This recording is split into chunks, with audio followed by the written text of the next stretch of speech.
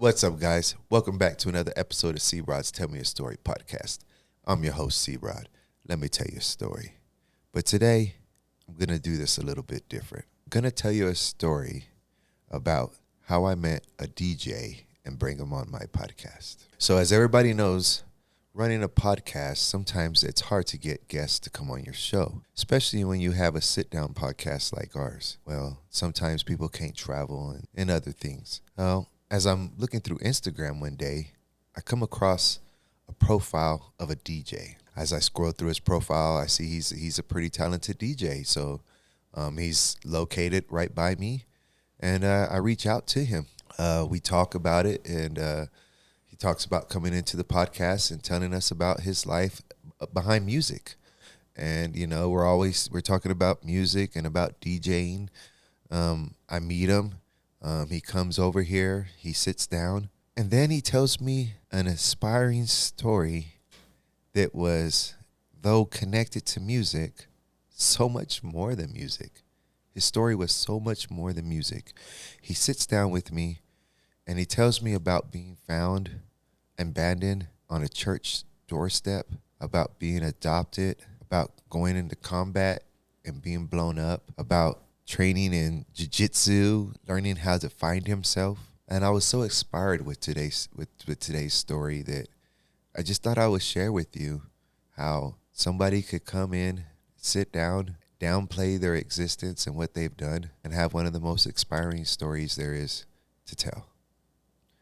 And that is the story of my guest today. That is the story of DJ Ronin 3.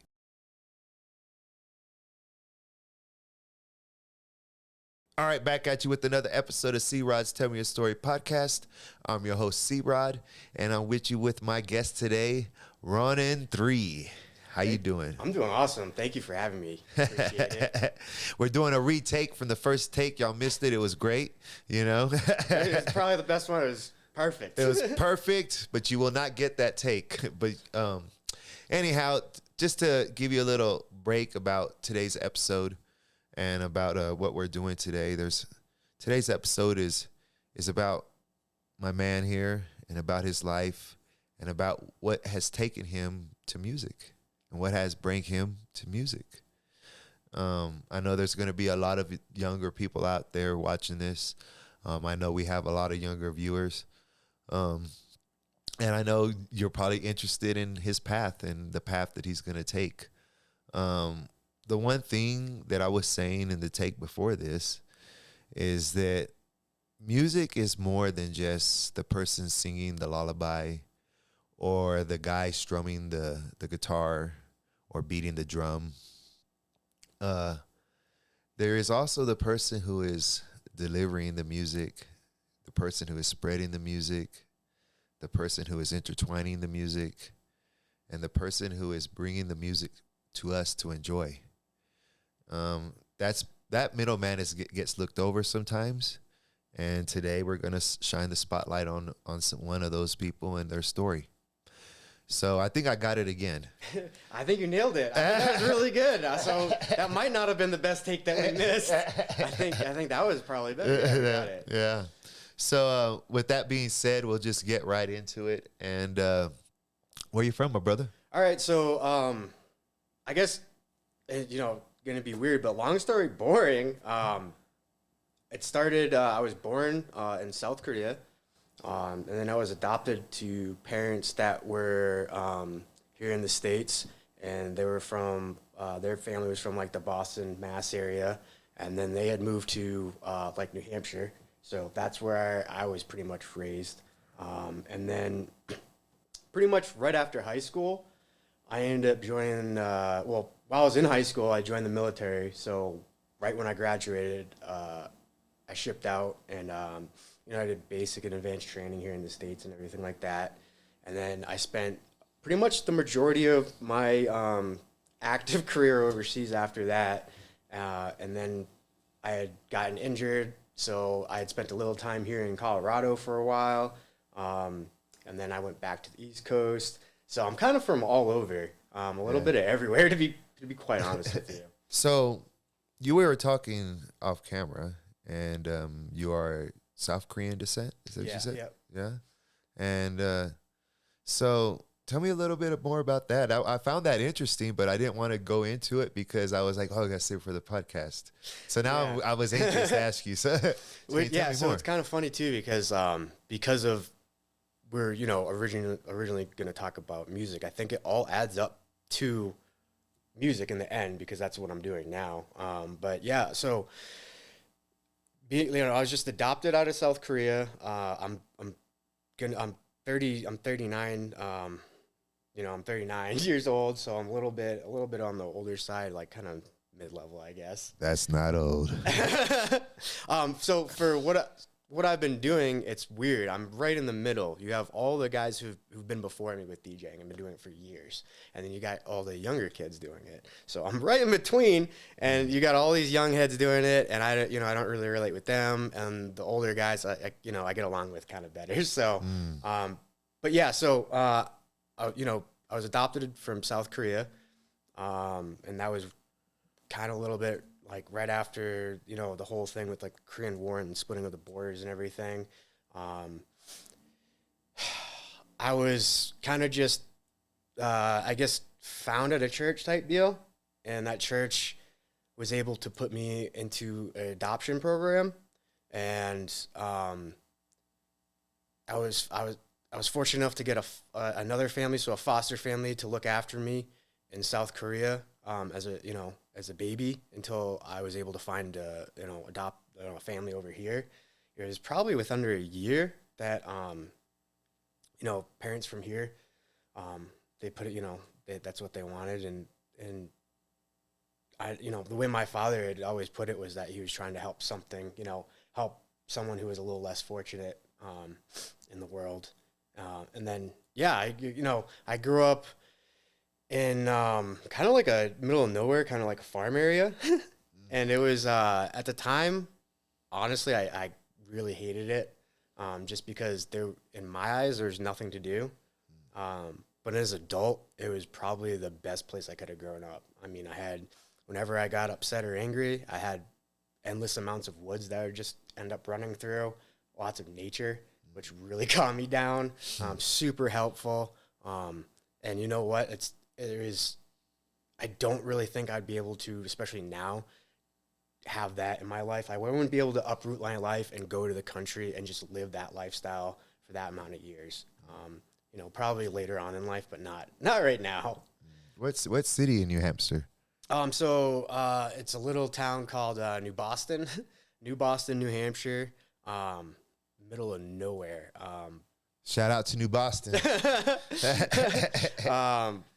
But honestly, like I said, I was so fortunate. I mean, they had a really good education system, which unfortunately I didn't really absorb. No, unfortunately, I don't think I did. God, schooling was just not for me at that time. I was in a whole different world. I think the arts program really caught on to my art teachers. I was doing really good in art, and then I was really good at music. But that also took away from the typical education that your parents would almost want. They want you to be better at the typical stuff like math, all that kind of stuff. Yeah. Not the artsy, you know what I mean? So I had this talk with my daughter. She's 16. She's going to be a junior next year. And she's getting all, when you get that grade, you start getting the college applications and stuff. Yep. And I said, if you want to do anything, you could do anything. But if you're going to go to college, I was trying to tell her, and her mother goes against me, but if you're going to go to college, make it a degree that's worth having. Don't go to. I don't want her to go to college for something that she's just not going to be able to use. Because I feel like if you want to do some of that stuff, maybe you could just spend the money you're going to use on college to just do it yourself. Yeah. That's what I told her, but sometimes Dad gets blown over. But go ahead. Touching a point, I'm not a parent, so I have no idea. Yeah. This is coming off of, I have no place to say this, no room, but I will say that from what I've seen, always, no matter what you say as a parent, to your child, you could have your best friend say that to your child, and they'll listen to your best friend, but they won't listen to you. They won't listen to the parent. I could agree with that. You know, I'm sure my parents have said the same thing to me, but I just didn't listen because, you know, they just come from them. Yeah. So did you have so you were abandoned in South Korea, a church found you, and then you had a family take care of you to a family in here in America. Did they go get you? No, I was actually flown here to the States. So they kind of cataloged you. Yeah. And you know, it's kind of funny too because a lot of people would celebrate like birthdays and everything like that. Wow. Yeah, and so like if you think about it, Yeah. and it was only till kind of recently in my adult life that I had realized that whenever I thought about birthdays and stuff like that, no matter how much I pushed it away in my head, it almost had a negative thing in my head because in my mind, I always thought that it was someone like that was the day that was proof that no one wanted me kind of thing, you know, that I was trash, that I was nothing. And yes, if you look at through life through a negative lens, that could be true. Who knows though? So why look at it through a negative lens? The lens I try to look at it now is that like how many people get, what did I just say, like 2 or 3 chances? I mean, that's very rare. Yeah. So do you really know your birthday? No, I don't actually. But I was such a young child that they couldn't have been too far off. So they gave I got naturalized as a child when I came over, and I was in the paper as a small little child when I got citizenship and everything like that. But yeah, that was. That's crazy. Yeah, I forgot the question. I haven't thought about that for a while. Yeah, because I put you. So you better be prepared. This podcast takes you down memory lane. That's for sure. But that's a crazy fact that you. Why did you say 39? Why can't we go for like 38, 37? Let's go for. Let's knock some years off of that. Yeah, I know, right? No. Yeah, I mean you could, right? But then Nah, also just too, joking. whenever I do tell people my age, it usually shocks them. Yeah, you look young. Thank you. I mean, you do too, man. So I think I'm older than you. I got a few years on you. Yeah. And you know what? I've looked at pictures of myself, and I probably certain features of myself physically, I looked a lot younger. But in like my eyes and the way I held myself, I was a lot older. I looked tired. I looked defeated. I just looked broken, you know. So when you came here, do you have adopted brothers and sisters, or? So I don't know anything as far as like blood relative wise. But as far as the family that took me in and the one that raised me, they ended up adopting another child as well from South Korea too. Okay. And so I have one. He's younger than me. And you know what? He's probably one. You know, my family. Honestly, that whole family impresses the crap out of me. They're the whole family, hardest working people I think I've ever met. That whole area, to be quite honest, is the hardest working area I've ever met. And then both my parents held down. When I was a child, I remember multiple jobs, like most of the time. Wow. And then. I think my brother was blessed with all the book smarts. He's pretty much, I consider him a genius. I know he probably doesn't, but he's pretty much a genius. He's been doing that whole thing. So yeah, I have one sibling, and it's weird because as much as he might not physically look like me, when we get together, I mean, our mannerisms are very similar, and we act a lot alike, even though our brains are totally different. You're brothers. Yeah, we're totally brothers, and we get along really well. It's a weird family, but I don't think any family's normal behind the scenes. For real. It works. So. Yeah, for real. So how far apart are y'all in age? 6 years apart. Okay, so when you were going through school and stuff, he was behind you pretty good. He was a lot younger than me. And then, so when I went to the military, I just, kind of left my family, and I feel really, really bad about that now because I didn't realize that when I signed up for the military and I was willing to do all the sacrifices and I was willing to, honestly die because that's kind of what I wanted at that point in time. My family wasn't, like, and seeing it now, that actually hurts me because I didn't realize that they were going to sacrifice so much, that like when I was overseas, they were overseas, Yeah, I understand. Yeah, it's true. And it's not just your family; it's everybody. It's anyone you've ever talked to, because a lot of times, especially coming from a smaller area, that's one of the biggest things that people are going to do in their life almost. You know what I mean? Unless you do something like crazy, that's kind of one of the only things that like you make it in people's eyes, which, we can talk about that a little bit later on what making it and what being successful is, because I think that's it's word in the eye of the beholder, right? Yes, very much so. And I know me personally, being successful and what you want out of life are two totally different things. And a lot of times you don't really know what you want. You don't really know what you're asking for. So anyways, to go back, it really, when I was overseas, it really hurt my family, I saw.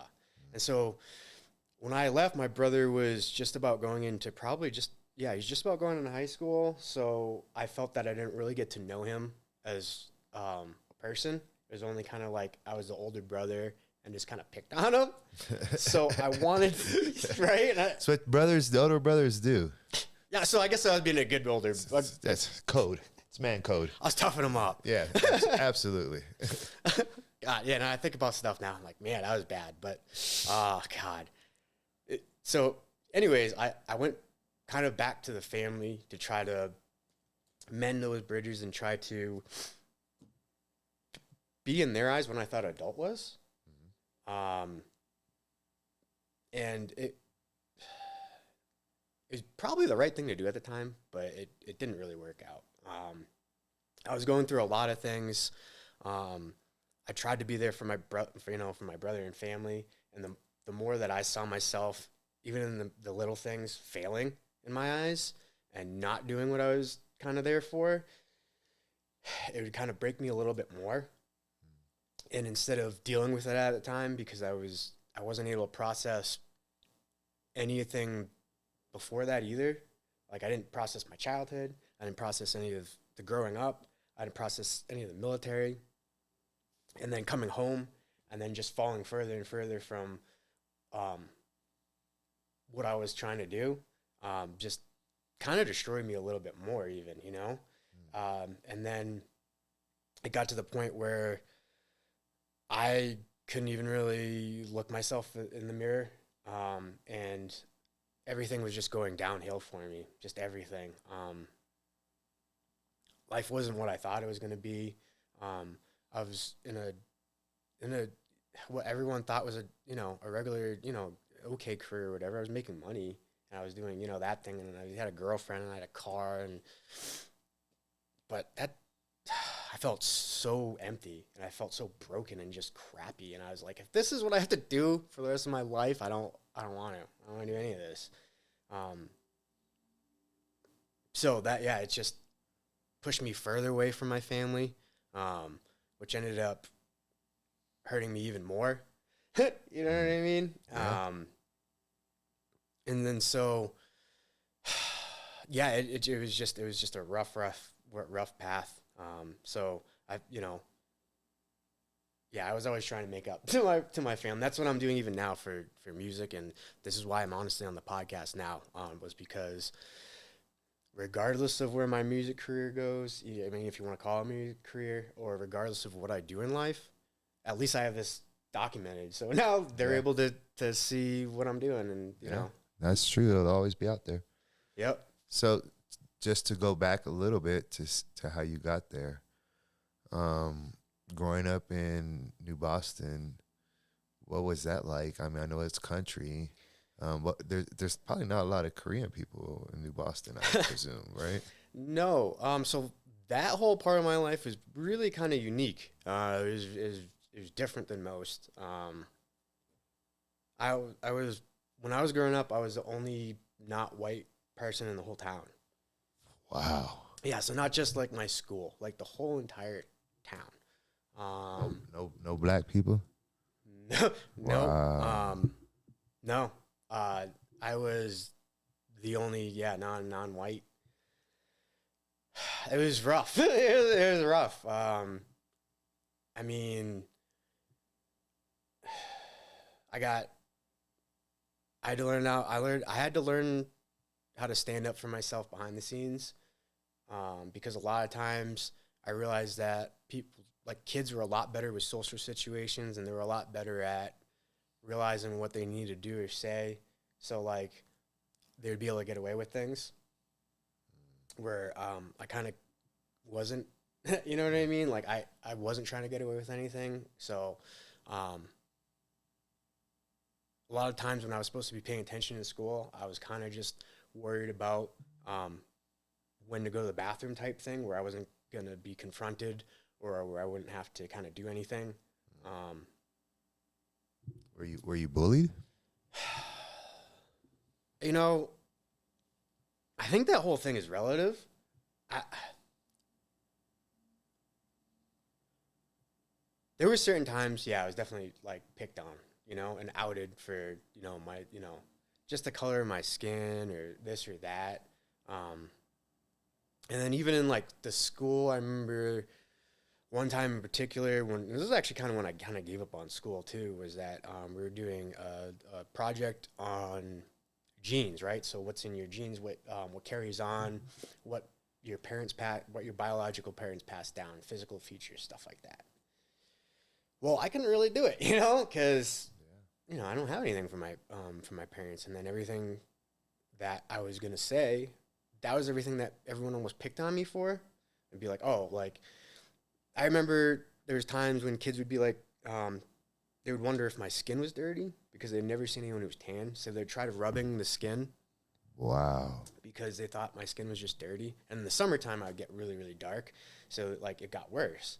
And then like I remember being oh god, this breaks my heart now as an adult, because if I ever saw like if I ever a child or even I as an adult, if I saw my friends' kids doing this, it would kind of hurt me. But I remember being in the looking myself in the mirror as a child and just trying to like make my eyes different, make my face different, because I didn't understand. You know what I mean? I'd get made fun of for the way my eyes looked, the way my face was, and even if you're not getting made fun of, if you're in a group and a kid points that out, if they're just even curious, because I had got picked on for it before, it just went to a bad place, so I get super defensive about it. Yeah. I'm sorry. That's horrible. Me too, but Yeah, that's horrible. it gave me like I said, it gave me a really unique outlook on life, and made me who I am today. So I wouldn't really necessarily wish that on anyone else, but I do know that like as bad as my childhood was, like it's not the worst. Like I've heard of other kids that have had way worse. So you're going through a school and you're dealing with this stuff. A lot of kids, when they, start getting hair under the armpits, going through them stages and stuff, life starts becoming different. What was high school like for you? Once you get into high school, was it to continue? Does it continue all the way through high school, or do you start to rebel, or So how does that work? So at that point, apparently I had already kind of, unbeknownst to me, made a name for myself. So like people didn't really talk to me or pick on me at that point by the time I hit that grade. Oh, I see. I was decent at sports too. So it was, like I had made different teams early on, so I was usually the younger kid on those teams. So I kind of learned how to stick up for myself and everything like that. So it wasn't really an issue. And then I ended up switching schools a couple of times during that period of like freshman year. I switched like three separate times, and so the high school I came from was kind of known as a tougher school, so no one really picked on me by that time. Don't mess. He's from so and so. Don't mess with him, right? Yeah, and not that I was, and I wouldn't honestly consider myself a tough kid, and I didn't like fighting. I didn't like any of that stuff, but it was always, it would come down to like either having to explain and lie to the adults who wouldn't understand anyways, or take care of the situation there. And to me, I hated lying. I couldn't do it. I'm still to this day, I'm so honest that like it's to a fault. Yeah. So rather than like, try to like lie to adults because they wouldn't understand anyways, I would just take care of it then, and then no one would talk about it later. So, Well, I could tell you right now, honest and real people are a dying breed. So we're glad to have you, because there's not that many of honest and real people out there. Just be honest, guys. A lot of stuff you see on these TV shows and videos, it's all freaking fake. I count the shorts, freaking 10 out of 10. 8 of them are fake most of the time. So, and it is. It's a lot of it's marketing and what's palatable. What's easy to digest for you, what's simple. It's not necessarily the truth. It's kind of, it is what it is, Yeah. So did you make it all the way through high school? Honestly, I don't think I did, but I did. I think I got pushed through. I had some really good teachers on my side. It was a really rough time for me, honestly. I think sports, the coaches I had, helped a lot. And then, the art teachers, the music and art teachers, what I didn't see was they understood that I saw music and I understood it to a different capacity than most. Even though I wouldn't be able to explain it to you, I just understood it. I got it. It made sense to me, and then I felt comfortable. I wasn't, I was happy. No, I understand. Give me a story of your teenage years. Give me a teenage story. You're 39 now. Yeah. It's the Tell Me Your Story podcast. You gotta give me a teenage story. Man, It all doesn't right. anything. It doesn't matter what anything. So I will give you this one, and the reason I give you this one is this all circles back to why I'm doing music now, and why I have the name that I have, Ronin 3, which is kind of unique, but it does kind of flow together. So since I was telling you I did move to high schools, this high school that I graduated from was pretty unique. It had a lot of money going to it. It was a really good high school. Had a lot of talented kids who went there that weren't just talented school-wise. They had a lot of genius, actual factual geniuses who came out of that school. It wasn't just that. There was a lot of kids who were into music and just things like magic, like actual magic. And yeah, it was crazy. So one of the guys that I had met there, his name was Ariel Clark. His father actually co-wrote A Christmas Story and Porky's.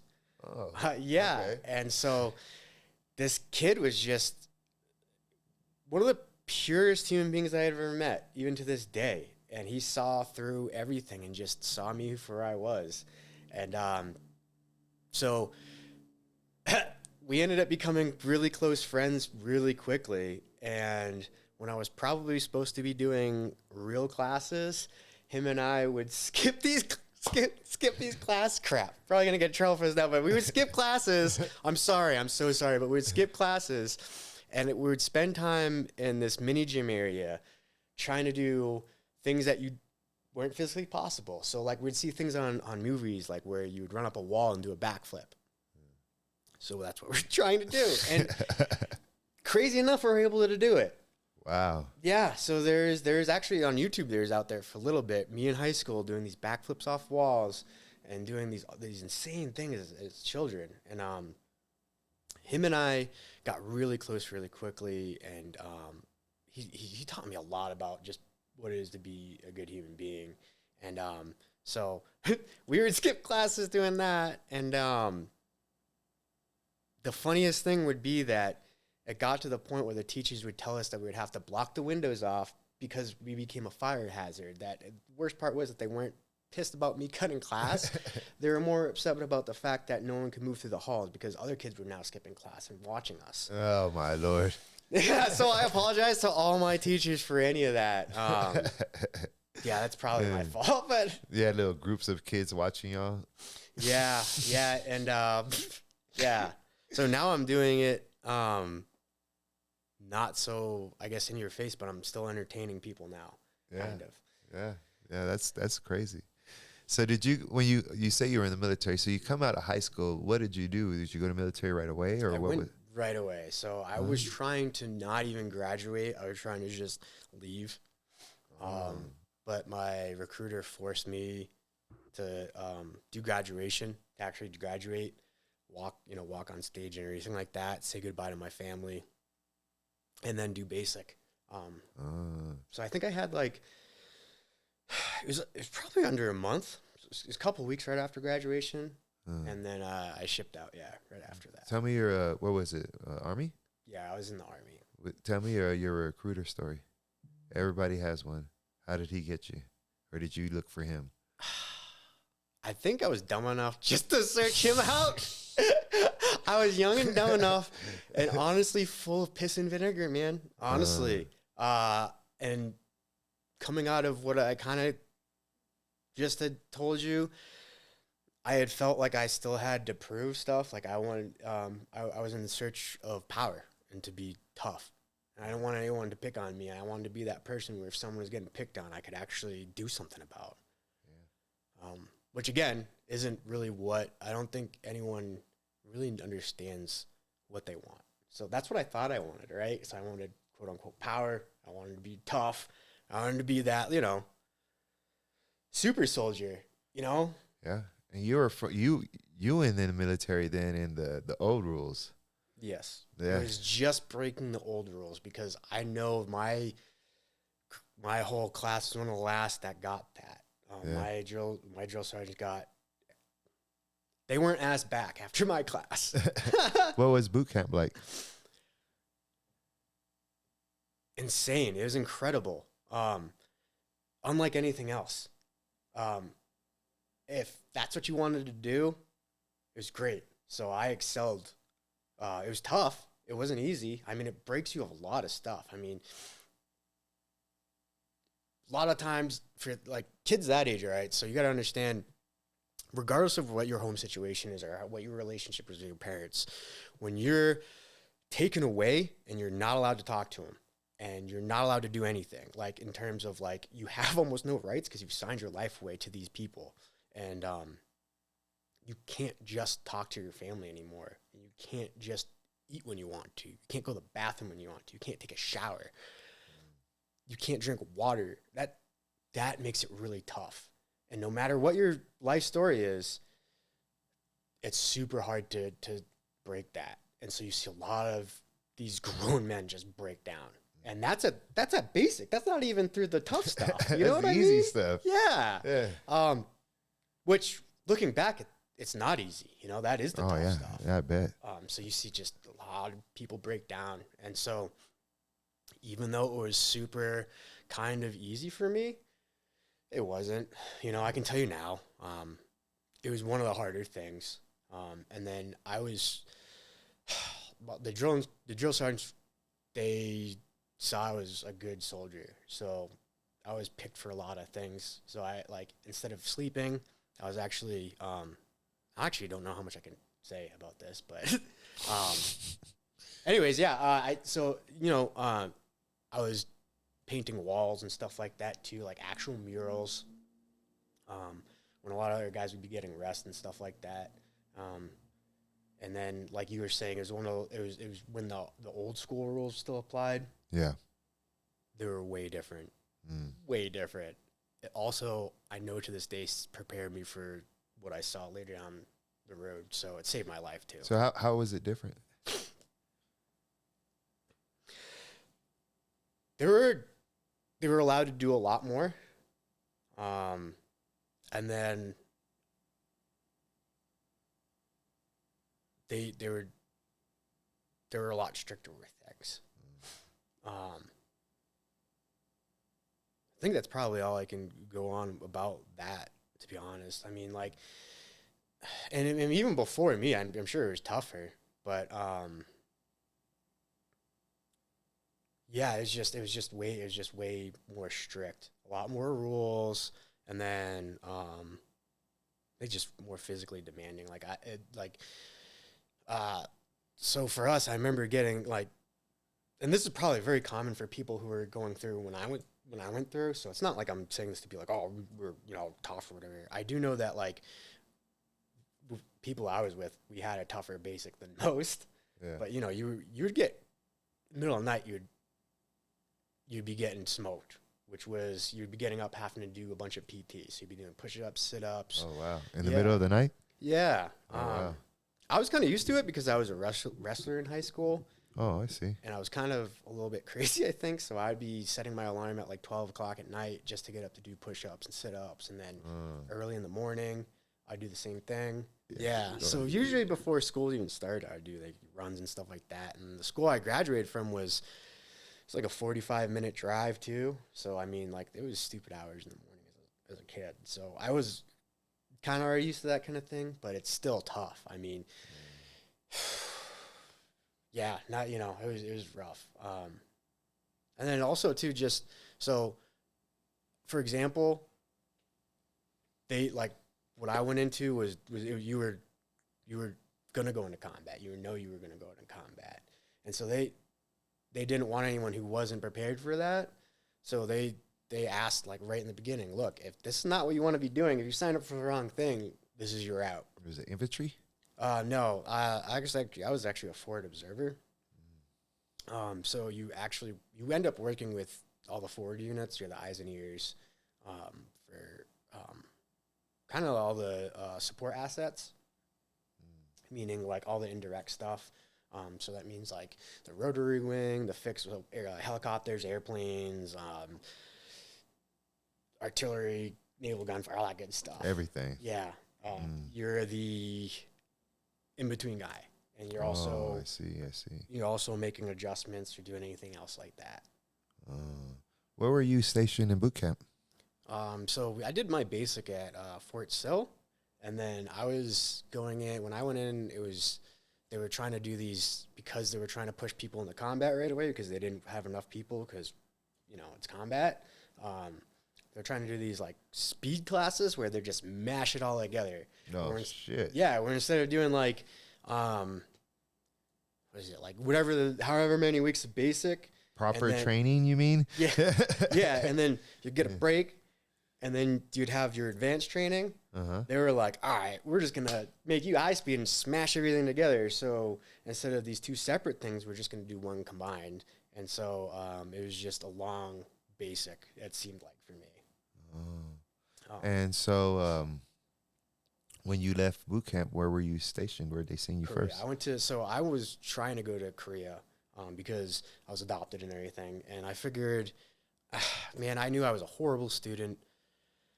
In my eyes, I didn't seem like I was a good person because I was always doing the wrong thing in adults' eyes, like I wasn't. I was a good heart. I had a good heart and everything like that. But in my eyes, I always saw that I was doing like the wrong thing. So I was like, man, I'm not going to make it in life. I have no money. I don't have any money for college. So if I want to do that, I don't know what I'm going to do. I'm not smart. I'm not going to make any money. I'm dumb, So I figured worst case scenario is that I didn't die in the Army, and then I'd have something to do. Like I'd have at least money. I'd have the GI Bill I could use. And I didn't plan on making it that far.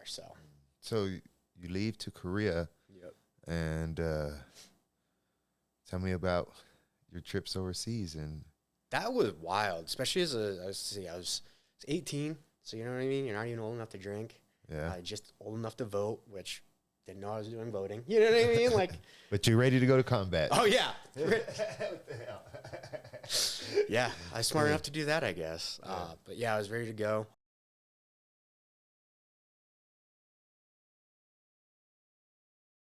All right, back at you with C-Rod's Tell Me a Story podcast. We're back from our break, and I'm here with my guest, Ronin 3, and he's one of our best local DJs here, and He's telling me his story.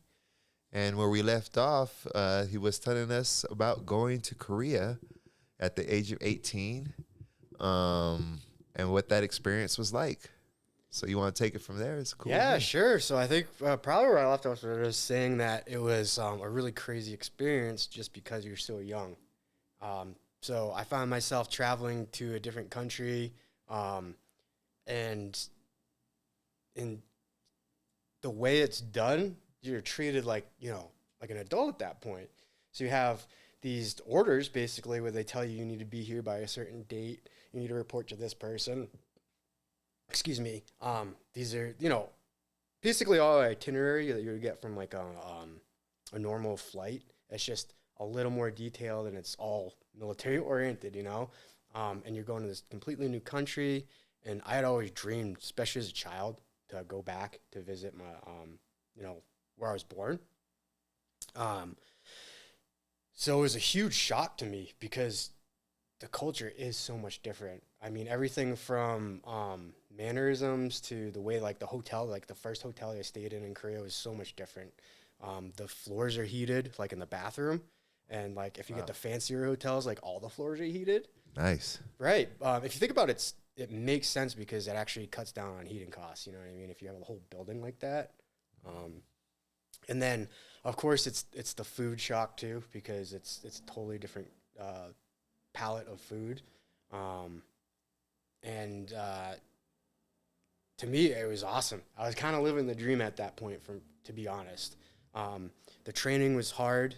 I was amongst other guys who had similar, not even ideals, but thought processes. So where if you had a mission, everybody was about the mission and it didn't really matter what else happened other than that. Everyone was going towards one goal. And then everyone always supported you. So even if you didn't get along with somebody or like on a personal level, you probably wouldn't ever hang out with them, you would find that same person was the one who was lifting you up, picking you up, you know what I mean? Trying to see if you were okay. And so when you start having that kind of culture around you, it changes, I don't know, it changes everything as far as how you view teamwork and how you see success, if that makes sense. I hear about that in the military a lot, about the camaraderie and stuff like that. It's kind of what you're talking about, right? Yeah, it's a whole different thing. So then you're in a whole different country with a group of guys that have this whole mentality, and it's some of the hardest training you think you'll ever do. And I was already deployed because that's a deployment. So I was going to try to do a lot of time just in South Korea. I enjoyed everything about it. From like the daily routine to everything. I just was in love with everything. And then it was weird because of the unit I was in and everything else, the way things went down overseas, in a different part of the country. We ended up getting deployed from a deployment. Deployed from a deployment. How does that work? I think it was something like the second time in history that ever happened to like a unit. But you're on deployment, and I remember that I was sitting in Chow Hall, and I was watching on the news that they were telling us that their unit's being deployed, and I'm watching like supposedly our unit being deployed. They're like filming it, and I'm like, wait. And as I'm sitting, that's how you found out? Yep. And I'm sitting there, I'm like, dude. I remember looking to the left and right. I'm like, that's not real. We're here. Yeah. And I remember my buddy saying, don't worry about anything until they actually announce it. And immediately we're looking at our cell phones and there's a formation being called right after that, where they announced it to all of us that we were being deployed from South Korea. So in South Korea, what was what were you doing there? Just training, or? It's training. But we were supposed to be helping, the local populace, and you're just honestly it's show of force because there's North and South Korea, the whole border there. Yeah. It's always been super tense. It's so you're just there to support. Honestly, being realistic, you're kind of just a speed bump. Just a speed bump in the way. Yeah. Oh, man. You know, because if anything were to happen, they're like the way they do things. You know, we were just been a speed bump. Damn. Yeah, we would have been a sensor, letting everyone know that this is a real thing. We got, you know, You got killed. yeah, type of thing. Yeah, it sucks. So you get deployed during the deployment. Yeah, yeah. Where did you go? What happened? So from South Korea, because we were being deployed so quickly, they did all these crazy new things again with high speed, almost like condensing a bunch of schools or training into one, and they almost like formatted it for the stuff that we had already been trained for. So if you think about where we were at, we were in like a mountainous jungle place, and we were being sent to an urban desert, which is the total opposite. Oh, wow. So you went to Afghanistan, Iraq, or somewhere? So what we did was we did the up training in Korea, and then we went from Korea after the training, or they felt like we were good enough to go over. They sent us from there to Kuwait, and then from Kuwait to Iraq. Yeah. I forgot. I've talked to a few people that Kuwait was like a place, the mothership, basically, and they would send people out, correct? Yeah.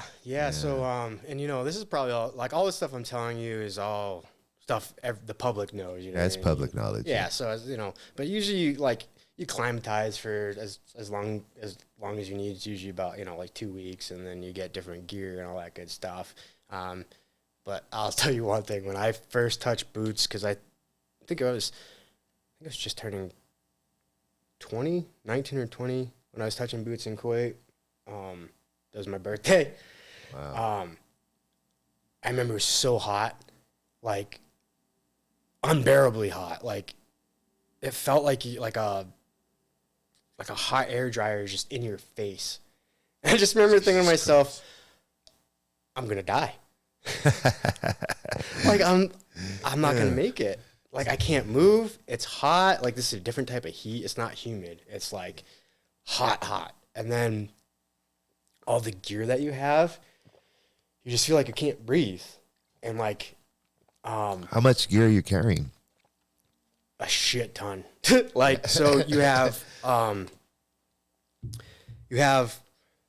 let's say enough for a supply of like 3 to 4 days of whatever you need. And then you also have, and I mean, obviously that's extended. You're ready to do probably like up to a week. Not that you're going to do that, but that's what you're ready for, because sometimes you never know. But you have a ton of ammo. And then when you're going from one place to another and you're just doing a transitioning type thing, you have all these extra bags of gear that you just have to carry. Jesus. So that's usually the heaviest time. But like, let's say you're going out on a mission, you got, you know, let's say the plate carriers or the vest that you have with like the whatever the stuff that's inside to protect you from the blast, and then you also have the plates as well, which add another, you know, however many pounds, and then you're carrying your assault pack or whatever like that, and then your weapon system, and then you got your helmet, and then I was dealing with communication stuff, so you have your radios, your extra batteries. Yeah, so I mean, it's hot. It's hot and it's a lot of weight. Yeah, it's a lot. So I'm saying. Whew. So that was that. I remember. Yeah, that sucked. That sounds very brutal. Yeah. Yeah. So I remember that was tough. And then you go from Kuwait to Iraq, and Iraq is just a whole different ball game, especially in that time. It was just, I saw, you see so much that, it's just different. So when you come to Iraq, were you still a support squad, or what were you doing over there? Basically, I mean, not to get into too much detail, but long story boring, and you can look all this up too. We went in a time where we were trying to take basically control over, or help win the hearts and minds of the general populace. and we're trying to support certain elements that were there that we felt were gonna, do good or whatever. So we were going to basically the hot zones or areas that were bad, and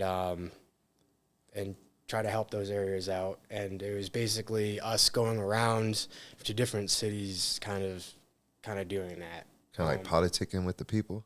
Kind of. I mean, it was a lot of it was working with the people. It was securing areas. It was trying to also help supply lines. It wasn't what we were supposed to be doing, to be quite honest. Definitely, I was just a normal soldier. It's not like I was do anything crazy. But what we did was, something that was pretty intense. And then the people we worked with, and the people that we saw were, they're doing some pretty real stuff for sure. Those guys are real soldiers for sure. I mean, what kind of stuff? So, what kind of stuff were you dealing with over there? Like, what was going on? So it was a lot of direct contact as well as indirect contact. At that point in time, they were testing different types of explosives. They were testing different types of munitions. What they realized when I was over there was that every time they saw a different unit come in a different patch, that they would start testing it like a child would, almost kind of like, oh, well, this is a new unit, let's see what they can do type thing. Oh, wow. So, we came in and, you basically take over from another unit, and they show you the ropes or whatever, and then you take over. And we got pushed around. So at first we were in an area that wasn't really the greatest, but it had a secure location. So we had like a full communication center and all that good stuff. I mean, it was getting blown up constantly, but at least it was secure. Like, we weren't just it wasn't just one building that you took over. That wasn't like a combat outpost type thing. It was an actual secured area. So that's where we started, and then we got moved around to a place that was, literally called Combat Outpost. And that was pretty rough. That was definitely tough, because you're securing your whole little area, just you and, a smaller element, kind of. It's not a massive, battalions of people. It's you and, kind of the guys you're with, and kind of a smaller element. So the outpost you were at was called the Combat Outpost? Yeah, I mean, so you did obviously have different code names and nicknames for everything, but it was, that was a combat outpost because it was out there. So you've seen a lot of explosions in combat then, I would say. Yeah, it was a lot of it. There was tons of explosives. It was nuts.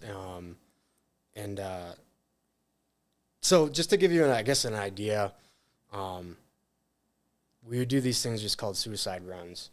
And there you would basically go out on whatever mission or this road or route, and you wouldn't really come back into into the wire, to the gate, until you made contact, direct contact. So, I mean, usually that means that someone's going to get hit. That usually means that someone's going to get hurt. And so that means that one of your, or one of your buddies is going to get seriously hurt or injured. Wow. And that, that's a little tough to deal with mentally, I think. Yeah. Did you go on suicide missions? Yeah. I mean, that's what we're doing over there. That's one of the things that you would do, because you're trying to secure that route, so that way you could get supplies in, and also just so in my mind at the time when I was over there, it was just making it safe for an everyday person. You know what I mean? Because you take over these areas, and there'd just be these schools that were destroyed. I mean, children's schools. You know what I mean? And you could tell that they just got up and left. Wow. Like the kids just ran out or something? Yeah, and I mean, being enough time over in a combat area, any kind of combat, you realize that like there's a lot of deaths and a lot of people die. A lot of people get hurt and seriously hurt and injured. And these are people, these are families, and We're lucky, right? You realize it when you're over there, I bet. Man, I mean, like people they will kill you for clean water. Like, Damn. like people really struggle. Yeah. So when you're on these suicide missions, do you go with the same people, or is it your same squad all the time? Yeah. There's usually, you're with your set group of guys. So you have to watch these guys get hurt? Wow. Yeah. And then for me, everybody's story is unique, and you know what I mean. So I ended up getting hit, excuse me. You'll hear a lot of soldiers whenever they talk about being hit or whatever. It's usually like when they're around, like so their vehicle will have gotten hit, or like someone will get shot at within their unit. When I say hit, I mean like my vehicle was blown up where we couldn't continue the mission anymore. People in our vehicle like were not okay. I myself wasn't okay. Like I had been actually hit. Like the armor was done. Like I was hurt pretty bad. So when I got hit, that wasn't really. I mean, that was so early on in our tour over there. But like the thing is that we'd already been deployed. Like I was already over in Korea for almost a year, and then you add that to hadn't had a break to go home yet to see my family or anything. They only give you a short amount of time to say goodbye to them, basically, before we went to Iraq. So, I didn't really see my family for a while, you know what I mean? And I was going to do this 18-month deployment over in Iraq. So, like, I wouldn't have seen my family for over 2 years. And that's kind of tough. I bet you that was tough. So, so I got hit early on. And then I just got hit. It was so weird, too, because I wish it was some cool, awesome, badass story, honestly, that's like, oh, I was like Rambo, or I did something cool, or like, to real talk, they came to me and they were like, hey, if you do this supply route, you're gonna get you're gonna get some hot meals at a good base, and you're gonna be able to take some time off and get some sleep. And it was the last time one of the guys I was with, he was going to actually go to school to go to a different unit. So I was like, yeah, man, like this is the last time I'm going to see him. I might as well just do this route. And then, so it was just a supply route. It was the easiest thing ever. You're just securing a supply route. It's an everyday thing. Like people do it all the time. We did it during the day. We weren't supposed to do it during the day, but we did. And so, yeah, we're pretty close to where we were supposed to get to. And I just felt funny about everything anyways. Like the streets were cleared and just like, I just had a funny feeling, but no, we hadn't gotten hit up to that point. So I was like, cool, we made it. And then, oh man, it was like, I felt like something was wrong and I was about to say something to people, but I didn't. And like all of a sudden, just all hell broke loose. Like this big explosion that I was like underneath or on top of went off, and just rocked my whole entire world. It felt like that, like a hand of God just slaps you. I mean, it's the air pressure and the explosion and everything else, and then you can't hear anything. Your brain's scrambled. Your insides feel like they're just mush. I remember a lot of just pain, you know what I mean? Because I had a lot of just like superficial things that didn't do anything, but I had one big piece that went up through, kind of like Forrest Gump, hit me in the butt. Yeah, hit me in the buttocks.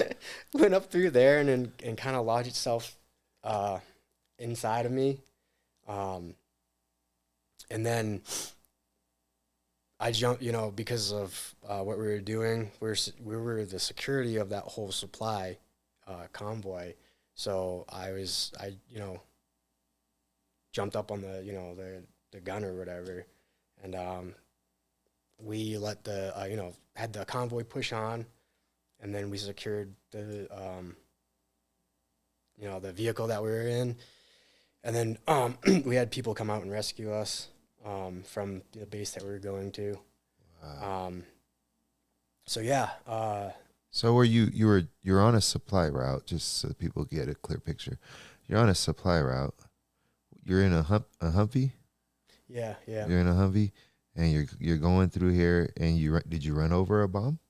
yeah, yeah. Oh, And like I said, they're experimenting with different types of explosives, as well as different types of like. you're talking about would it be Taliban or Um, I mean, I don't know if I like get too much into factions, but the people were the some bad people guys. the other guys? Yeah. Okay. Or who we perceived as bad guys. Yeah, true. Yeah. So I mean, honestly, it was a huge explosive, and I think they just buried it a little too deep, and they also did these shrapnel type bombs. So I think it was a little too much of the shrapnel, where it almost saved me in a way. But Wow. also, like, that's what hit me was piece of that shrapnel. Yeah, I'm with you. Yeah. So, Did they attack you? Was it just a bomb, and did they attack you after the bomb, or was it just the bomb go off? so it went off, and then like I jumped up on the gun, and there's other people. That anyone was there for sure. And, they were looking or whatever, and we had to do what we had to do. Like yeah, they didn't really want to fight after they saw that they tried to blow us up, and then we got out and still were willing to fight type of deal. Um, I talked to guys afterwards, like the part of the group or part of the people, part of the unit that was on the base that came and grabbed us. And I think they had they got I think it was 6 confirmed kills out of that mission. So, it wasn't like, I don't know. It wasn't like you would think it was. You know what I mean? It wasn't like I was doing anything cool or crazy. I You was were just trying to live. I was just trying to fight for my life. Yeah. Yeah, you were trying to live. And I was trying to fight for the life of my friend, like the guys I was with. Yeah. No, I think understand. any other human would have done. I didn't do anything spectacular, and I just did it. Did what I had to, kind of thing. Well, I mean, not everybody could do what you did. That is for sure. I mean, I definitely. It's not like.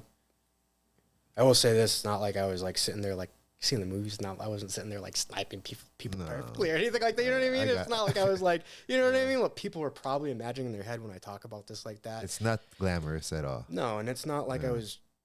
There are so many more guys out there that, they did crazy stuff. You know what I mean? They were the real soldiers too. So, has anybody ever told that back to you though? what's that? You got shot with shrapnel in your ass, and you jumped instead of falling down. You jumped into a gunner truck, and you proceeded to combat to help defend your family and live and defend your friends. Have you ever heard that told to you like that? Because you're sitting here and you're acting like it's not that big of a deal, but I mean, so you're great, man. That's a great. I mean, I understand what you're saying, and I hear you knocking, but you also gotta give yourself a little bit of credit for coming out of that alive. You know? Yeah, I mean, yeah, it's when you hear someone tell it back to you, or for me, what it was when I started telling my story to other people, and the look on their face, their jaw would drop, and they would just go, "Oh my God, you serious? And I'd just be like, oh wait, should I not have said maybe like and it would just be like not even the whole story, you know what I mean? And that would be at the time was I would be like, oh man, like maybe I did do like, you know, things that were pretty, you know, unique, I guess, for sure. Well, it's like we were talking about off camera. This interview is going to be around forever, so you don't want to leave anything out in your life. You know, you say, I know you don't have kids yet, but maybe one day you have kids and they look back at, they might watch this interview. Yeah, right. And, you know, you don't want to leave that stuff out. So you hop out. They're like, these guys are nuts, pretty much, like, because we just blew you up and y'all are still fighting. Yeah. So you do what you have to do. Which again, it wasn't. It was more of just kind of bleeding out and sitting there than what most people are thinking I'm doing. Yeah. And like, but it's just kind of just. Was it very? Were you in pain? Oh yeah, I mean, it was awful pain. I mean, it's horrible. I mean, it's I don't even know how to describe it because your brain tries to forget it too. So like, if you get like a tattoo or something like that, you never remember the pain. Yeah, you might remember the healing process, but you never like. And then once like you're sitting there like, oh, dude, this hurts way more than I remember. Exactly, yeah, I remember that. You're like, why am I getting another one? This is stupid. It's so true. Right? Yeah, but then you're like, oh, I'll just stick through it. It's kind of one of those things. So like, I do remember it being the worst amount of pain that I've ever been in. I couldn't really feel the left side of me after that. Wow. Like, because of where it hit, it kind of hit like a bunch of nerves. So like the left side of me was like from like the waist down is a little bit useless. So I remember that I must have passed out or something because I was, and I shouldn't have passed out because I'm sitting there trying to secure everybody. But I mean, it was literally probably within the last couple of seconds of us being there because I was trying to like do whatever. And, I was sitting there and I remember the guy, one of the guys I was with was just punching me in the leg. And I remember just telling him like, dude, cut it out. And he was like, hey man, we're like, these are our guys. We're getting the hell out of here. Let me help you down. Because he was like, you're hurt. Yeah. And I remember at that point, I was like, nah, I'm good, man. Like my brain tricked me. Yeah. So I was like, nah, man. Cause I didn't really assess myself at that point fully. I was just like, oh, it must have been my buddy behind me who, when we got hit, it shifted, like, must have slammed him forward because he got really hit. So it must have slammed him forward. And you're good. And his helmet must have, like, hit me. That's what I wasn't thinking clearly. So I remember, like, pushing him away, and I tried to jump off the top of the Humvee, and I just collapsed on the ground. And I was like, oh no, like, I think I'm not okay. I think, I don't know if I'm gonna make it type of thing. And then, the ride back was the longest ride back ever. And, it's just, I think might have been just that Humvee and one more because the guys that were hit worse than me, we had them go first. Of course. So then it was me. And so I just remembered, we're going up over, medians. We're going like as fast as we could back to base. And I felt like I had to go to the bathroom horribly because, everything on the inside was just trying to leak out. But because of the shrapnel cooling inside me, it cauterized everything enough to keep it in. What? Yeah, because I remember that I was like, at one point I remember telling them, I was like, bro, you guys gotta pull over because I'm about to shit my pants. Like, sorry, but like, I gotta go. And the medic just looked at me and goes, dude, honestly, like, you gotta hold all of that in because that's bad. Yeah. Whoa. Yeah. So I remember getting to the aid station on the post, and again, my brain was in survival mode. So the guy who was hit before me was in the same aid station, getting basically prepped for surgery and everything like that. And he was just screaming, and I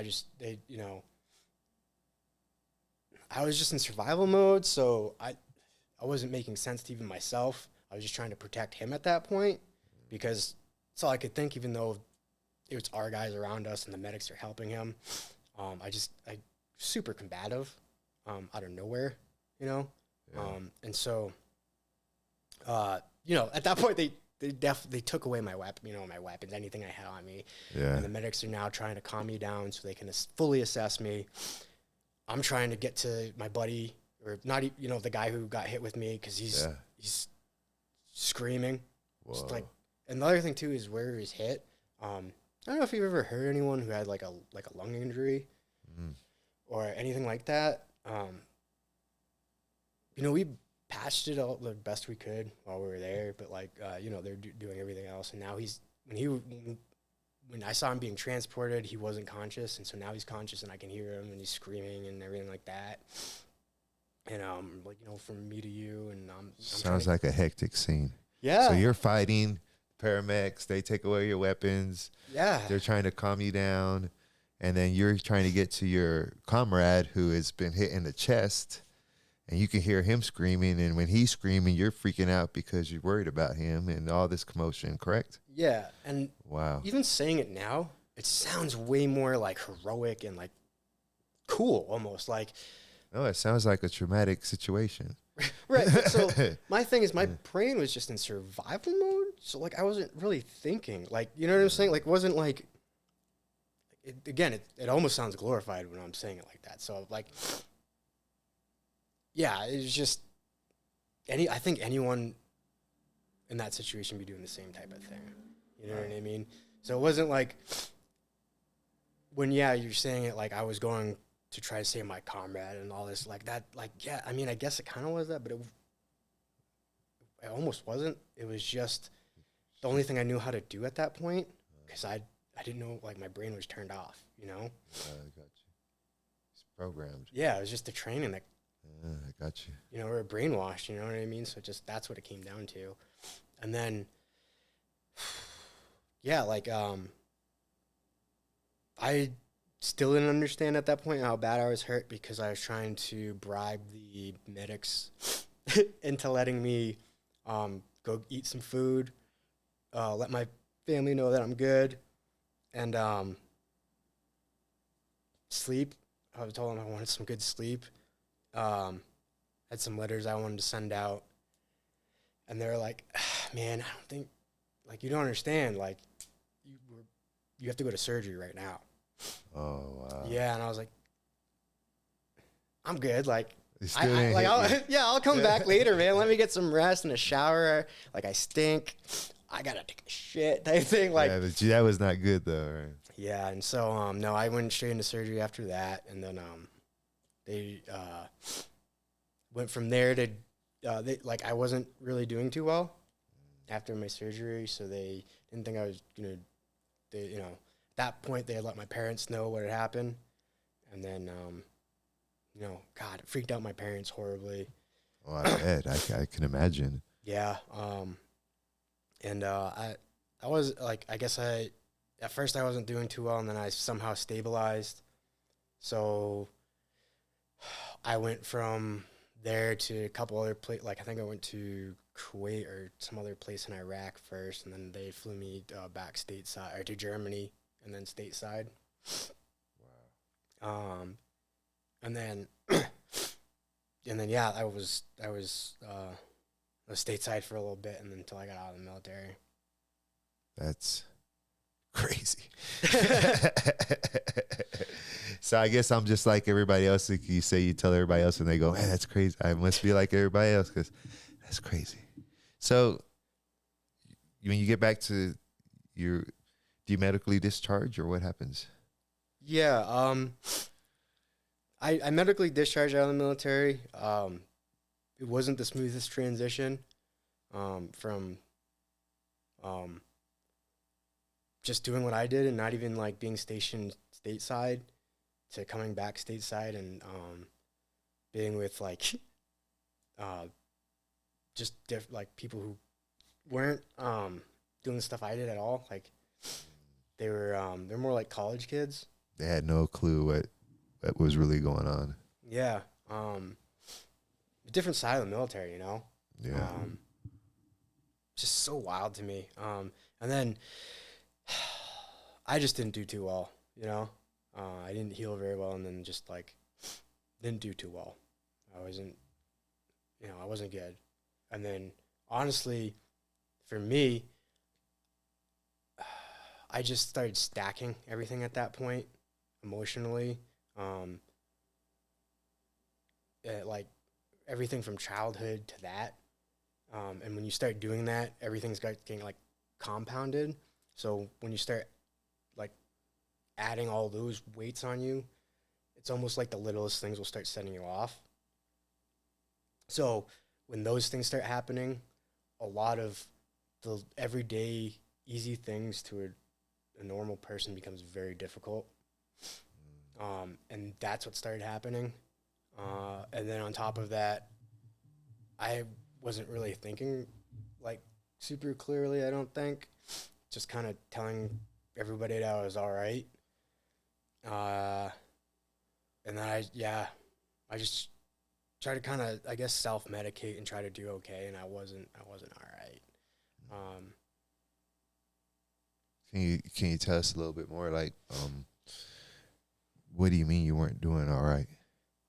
So I think if you were to really break it down, as much as physically things go on with you, so like let's say you get a wound or something like that, there's a mental aspect to it as well. Whereas like if you don't heal from the mental side of it, you don't necessarily, your body won't fully heal that injury.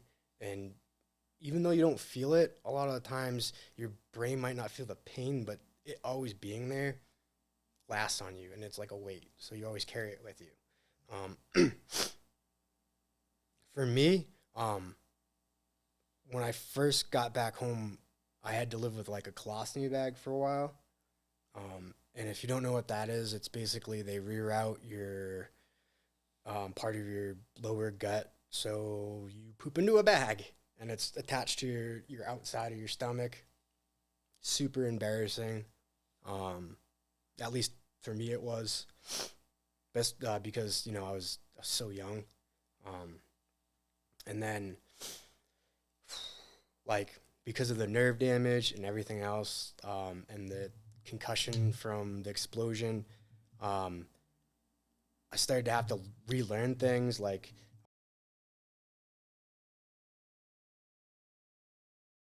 So, you have how do you pronounce it again? A colostomy bag? Colostomy bag. Yeah. Yeah. And then, which And, you thought it was embarrassing, which is not. yeah. But well, okay, so it's the way it works. Like, I don't know, like you can't control gas and stuff like that at that point. Like, so like let's say, and like you can feel it, but sometimes you can't. So like a lot, like you'd be sitting there and just all of a sudden you're just and you could hear it. I mean, it sound awful. I mean, it's coming out of right out of your stomach. like And you fart out of there? yeah, pretty much. Whoa. It was just, at least to me, just super humbling, I guess. Yeah, no. I didn't know. I didn't know that you pass wind out of there. Yeah. I thought you just used the bathroom in there. Yeah, so it'd literally be all like you got, all gas, everything comes out of there, so everything. Wow. Yeah, and then so I had that. I was dealing with that, then the nerve damage. So I was still learning how to like walk properly and all that good stuff, and then the brain damage was a lot more significant than I always let on. Like even to this day, I still like have more of a stutter than I ever did. Certain things come a little harder sometimes. Memory was always a little bit different. Wow. Just things changed, I guess. No, I get that. So you just come back and then you're like in this base with a bunch of college kids that they're not feeling what you're feeling. They're not like they don't know. They're not the same soldier. Yeah. And so you're dealing with that. You're only 20 years old. You're dealing with all the medical issues. You have constant pain that you just learned how to deal with, right? Yeah, I mean, it was the pain. Like, man, living in constant pain is, I think I think if you're fortunate enough to get to be old in this lifetime, I think you're going to have to deal with it in some kind of physical pain or injury. You know what I mean? I don't, I don't. Excuse me. I don't care if it's you wake up in the middle of the night and you stub your toe, and that toe forever hurts, or you get in a car accident, your back is always tweaked, or you have an office job, and now your body, your physical body, is not doing so well. Yeah. I think everybody has to deal with something like that. I started having to deal with that, I think, just early on. Yeah, not everybody has to deal with it like you had to deal with it, though. Yeah. And the problem is that the people who are telling you and talking to you about pain have never experienced what you have dealt with. So they start talking to you and they start telling you to assess your pain and how it feels, and on a level of 1 to 10, what's the worst. And you can't describe to them. It's like, like my 10 now, especially because I was hit with this thing, is way more than like breaking your arm or getting punched in the face. My 10 is a lot higher than your 10. I got blown up, bitch. What the fuck? Exactly. So I'd be like, yo, like, do you understand what, like, if I tell you 4, that's still like losing a piece of your body, dude. My 4 is your 15. Right. Yeah. So like, I get you. That became a huge nuisance to me. And then they didn't know how to deal with us properly. The unit I was in, and it wasn't a real med hold unit. So I didn't really heal the way I was supposed to. Like, where a lot of other guys get like downtime and they get to be able to like heal properly. I was, not. I was on doing details and on my feet and having to show up to these stupid formations that made no sense. I was picking weeds in a stupid parking lot. Are you serious? Dead. Honestly, probably shouldn't be even talking about this, but again, all the stuff I tell you, you can backtrack, you can look it up online. Like, you can look at in the newspapers and stuff like that. If you look up the time frame that I was in, so this is probably about like anywhere from 2004 to 2006 time frame, back stateside.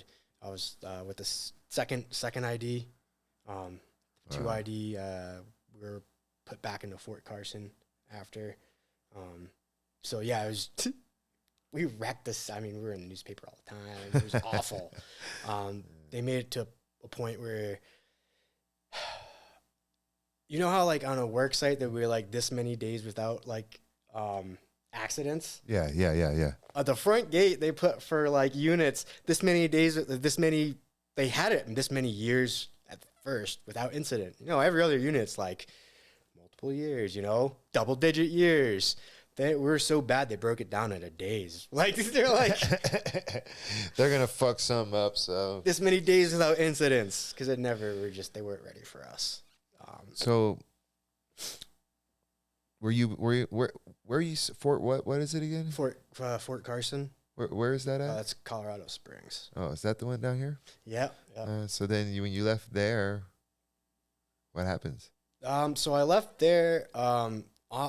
Honestly, at that point, I was kind of saved by someone who was a higher up who felt really bad about my situation. They were one of the first officers that came and visited me because I was hit near during the holiday, like right near the holiday times. I was the last soldier, I think she was, or I forget how it went, but either way, she came and visited me. And apparently I broke her heart. Like, I touched her heart, and she just felt like she felt for me. You know what I mean? And so she pushed for me to get leave from there, out of the hospital to go visit my family and stuff like that. And then I was put to just not a really good unit that wasn't really med hold. She understood what was happening, and she came and basically made a position for me. where I was kind of like her assistant at first, but then I was in charge of kind of everybody who in processed and was working at the hospital had to go through all these different types of training. So one of them's like HIPAA, like everything, like all the privacy acts, all that good stuff. Okay. It's all on the computer. You got to take this test. I was basically the person in charge of that. So they would give you a spreadsheet of this is how many people are actually like have actually passed the test. We want you to get the percentage up. So it was kind of a BS type of job, but I did really well at it, and they offered me the job as a civilian, and I couldn't do it. I hated being at the desk. Wanted to just be away from the military. I want to go back to family. And again, if you watch earlier, for just to guys, I guess to recap, I had left my family and I wanted to, kind of be there for my brother at that point, be there for my family, getting out of the military and kind of do the right thing. So you went back to New Hampshire? Yeah, so I went back to New Hampshire at that point, kind of tried to resume the life I had before, kind of pick up where I left off. Yeah. So I did, I got in a job, which was, I was kind of doing, I was a pool tech in the summer. So fixing pools and opening and closing in-ground pools. Yeah, you were telling me. That's honestly, it was, real talk, that was one of the best jobs. Was it? Yeah, it was. It got to be super stressful to me because I let it, but it was. I worked with some really awesome people.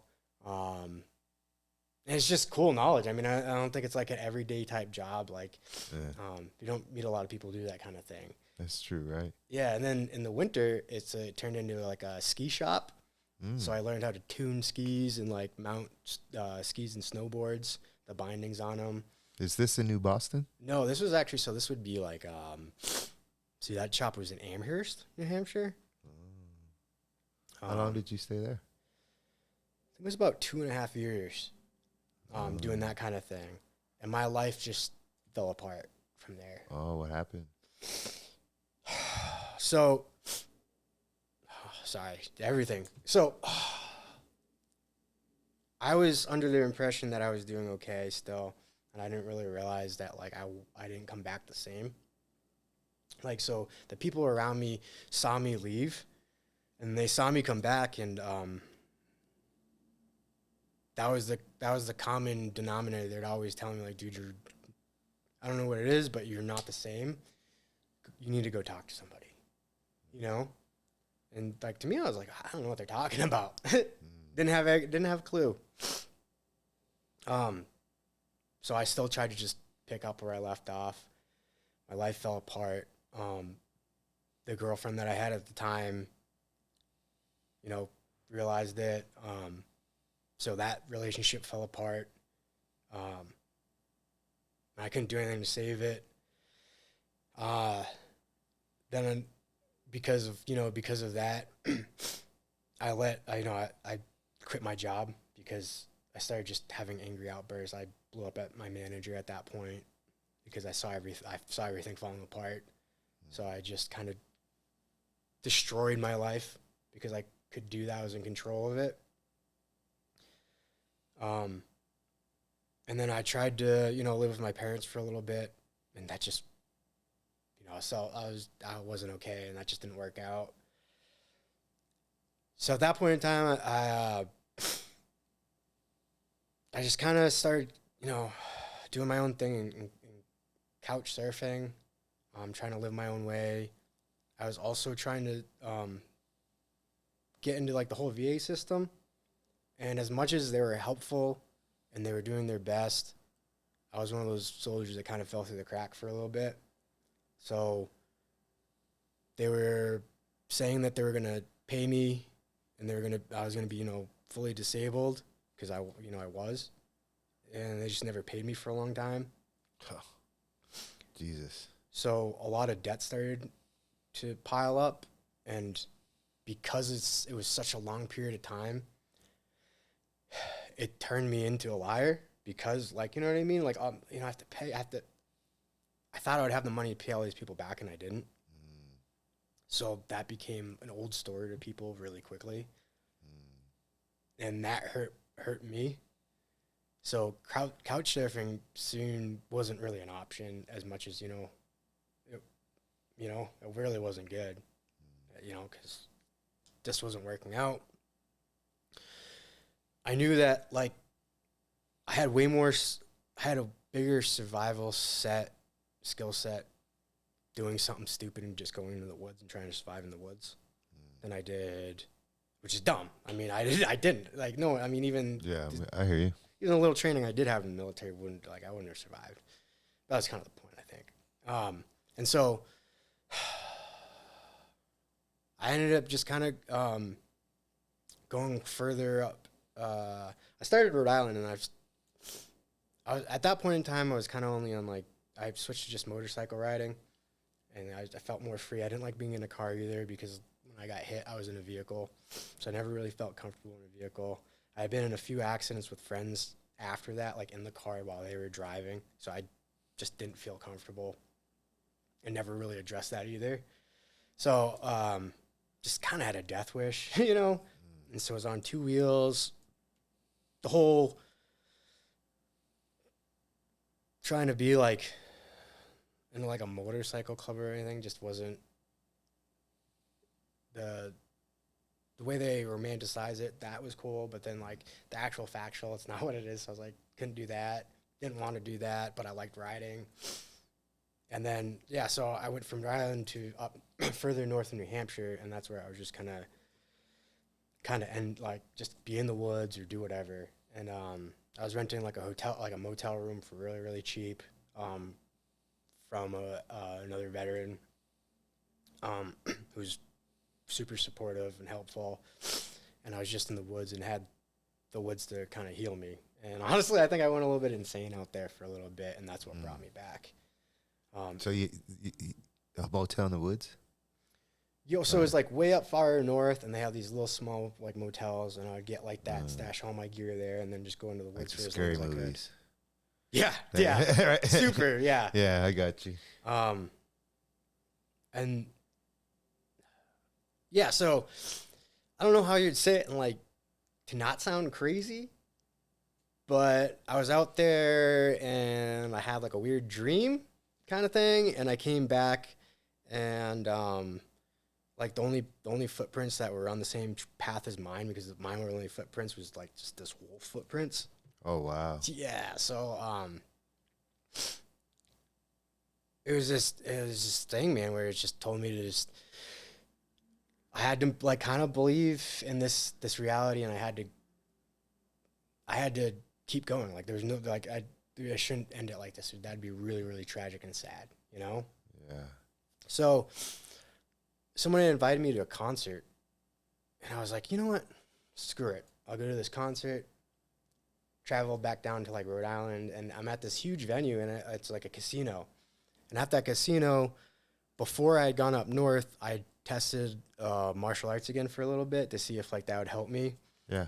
So I, you know, and it didn't really at that point because I wasn't ready to listen to the lessons they was trying to teach me. So I went to this huge casino, and the guy that I was learning from, I guess he was defending his title, like through that promotion at that casino. I see. So I see his name and his like, and I was like, oh my God, man, like that's someone I trained with. Like that's crazy. I can't believe like I'm seeing him here. Like Yeah. that's kind of weird, and it kind of lined up with what I had seen in my dream type thing. And I was like, is this for real? Like that dream must have been more than just a dream. It was kind of like a guideline on Kinda how like I deja should vu. go. Yeah, super deja vu. And I was like, all right, well, I'm gonna test this out. And I text him while I was sitting there, and he immediately responded. And I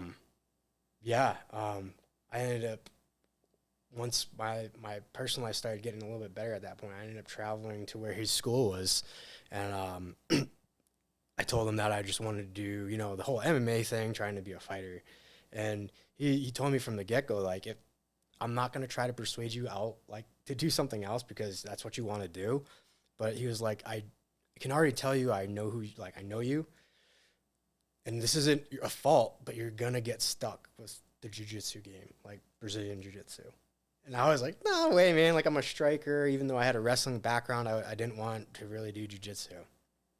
And when I went back to school, I ended up falling in love with Brazilian Jiu-Jitsu. Mm. And then the whole martial arts thing helped me heal mentally as much as it did physically, because it gave me a lot of time to be alone and reflect. And when I started doing that, along with being able to actually talk about what happened to me and tell my story, and also too with like, I don't know, you probably realize this because you were in the, on a fight team and everything like that. A lot of the realest guys, they're super empathetic, and they're usually not the loudest in the room, and they're probably the most dangerous. Yeah, for sure. And when For you sit sure. down and talk to them, they actually listen, and it's a real conversation. And they're not just waiting for their turn to speak. So yeah, I guess really got down with those guys, and they really understood. And I mean, these guys are gorillas. These guys are just they're beasts. Yeah. Have you ever noticed? I've noticed that though the most savage people in the gym aren't the ones that walk around with their chest puffed out. You know? Yeah, not at all. Not at all. It's always the quiet guy, just minds his business. Probably usually really nice and humble. Super humble. Just kick your ass like you wouldn't believe. Yeah, I remember. So one of the first jiu-jitsu tournaments, right? Like the ones that I remember. I was sitting there, and I remember I just got beat pretty bad, right? And I was like, "Dang it, this sucks, right? I Yeah. hate this. I quit." Losing sucks. Yeah, just Yeah. a huge serving of humble pie just in my face. I'm like, "This sucks. Like, why am I doing this?" Like, and I'm sitting there in the crowd, and I watch this. I didn't even think he was competing, right? I thought he was there to maybe because he's not paying attention. He's just in his book. Yeah. And just gets up. He's in jeans and like a hoodie, takes his jeans off, bare feet, has a gi on underneath somehow, and gets up and he's going up against this kid looks like a wrestler. I mean, he is a wrestler. He's all built like a brick shit house, and he's all pumped up, slapping himself. He's got his teammates behind him, and this poor kid doesn't have any coach or anything. And the kid mopped the floor with this wrestler. And as he's done, he gets back down, didn't even break a sweat. Gets back into his book, folds his legs, and just goes back to what he was doing. Yeah, and I was like, man. Humble. Yeah, super humble. And I was like, oh, that's cool. He not only physically beat that kid, he outthought him, like, completely. He's on a different level. Yeah. So I wanted to get to that level with jiu-jitsu. Yeah. It's a mind sport. It totally is. Yeah, you gotta know the techniques, and a lot of people say this, and I agree. A lot of the smarter people do really good in jiu-jitsu because it's a chess game, Yep. I mean, unless you're the new guys, the white belts are just trying to kill each other. But once you get to a certain level, it's a chess game. Like, is half guard is passing really there, or is he trying to trick me into side control? Right. Or is the back really there? Is he trying to trick me to take the back? Did he put his arm there for a reason? Okay, I think he put his arm there for a reason, so I'm going to attack it like this. So when he counters, I can count. It's so chess. I like jiu-jitsu a lot too. I was a striker, but I love jiu-jitsu. So you're doing MMA now. You're doing martial arts. Fall in love with jiu-jitsu. Start doing tournaments and stuff. Yeah, so I started doing like jiu-jitsu tournaments. When you start doing, at least when I was doing it then, there was a couple like really big promotions, I guess you would say. So it was like, what was it? I think like Reality Fighting was putting on some like submission only stuff. There was what was the other one? One other like submission only one. It was before like the Eddie Bravo one came out. I'll remember it later. But anyways, there's only a couple ones that were like submission oriented. It was more like the MMA style, and then they had the ones that were gi rolls. So it was like the IBJJF. Yeah. And then the Naga. Yeah. Have you heard of that? Yeah, I have. Okay, so there's like those ones. Yeah. I fell in love with the sport side of it.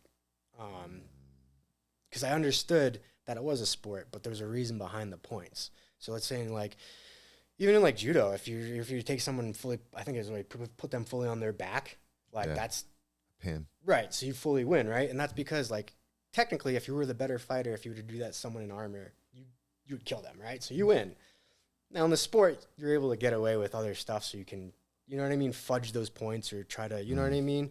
It's not combat, but it's still the points related to combat. Game. Right, it's still a game. So I really enjoyed the sports side of it. I wasn't super good at wrestling when I was in high school.